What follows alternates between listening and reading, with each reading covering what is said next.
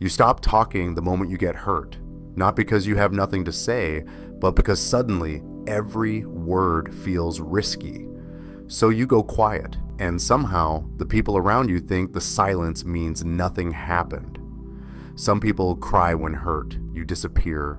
You reply slower. You disappear emotionally. You act normal while carrying something heavy underneath. And people misunderstand you because of it. They think you are cold, distant, dramatic, passive-aggressive. But often, silence is not punishment. It is protection. You know this feeling if you have ever said, "It's fine," while your chest felt tight for hours. Part of you wants to explain the pain. Another part says, "Don't bother."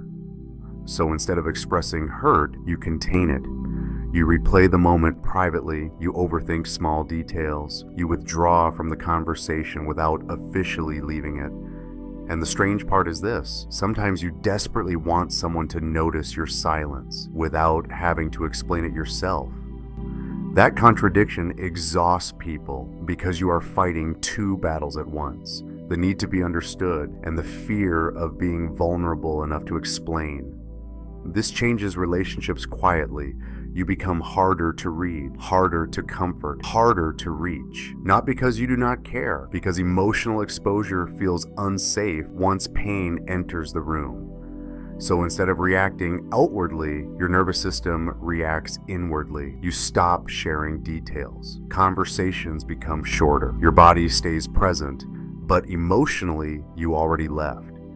And after enough time, people stop asking what is wrong, which secretly confirms your deepest fear. No one really wants to understand me anyway. But here is the part most people never realize. People who go quiet when hurt are often highly emotionally aware. They notice tone changes quickly, facial expressions, distance, disappointment. The problem is not lack of feeling, it is too much feeling with nowhere safe to place it. At some point in life, expressing pain may have led to embarrassment, rejection, conflict, or emotional dismissal. Maybe your sadness was mocked, maybe anger created chaos, maybe vulnerability was ignored. So your brain adapted. Stay calm, stay quiet, handle it alone. What looks like emotional distance today may have started as emotional survival years ago. Psychologically, this is connected to nervous system protection. When emotional expression once felt unsafe, the brain learns inhibition instead of openness. Instead of fighting outwardly, it conserves energy by shutting communication down, like a turtle pulling into its shell, not because it hates the world, because exposure feels risky.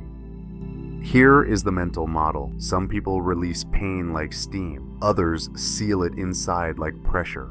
Both are reactions to hurt, but sealed pressure changes people quietly. It creates overthinking, emotional numbness, distance in relationships, loneliness surrounded by people, because unspoken pain still lives somewhere. So how do you begin changing this pattern? Not by forcing yourself to become loud, but by teaching your nervous system that honesty can survive contact. 1. Speak before the pain becomes a wall. Do not wait until hurt turns into emotional shutdown. 2. Replace mind reading with reality. Quiet people often expect others to notice hidden pain automatically, but silence slowly teaches people to stop checking on you. 3. Learn the difference between privacy and suppression. Privacy is choosing what to share. Suppression is feeling unsafe to share at all. That difference matters. You are not just quiet. Sometimes you are guarded. 4. Stay connected while hurt. This is difficult because withdrawal feels relieving in the short term, but isolation often increases emotional intensity over time. 5. Stop treating emotional needs like weakness. Many quiet people carry shame for wanting reassurance, understanding, softness, or repair. So they silence the need before anyone else can reject it. But needing emotional care is not immaturity, it is part of being human. And people who never express needs often end up feeling emotionally invisible inside their own relationships.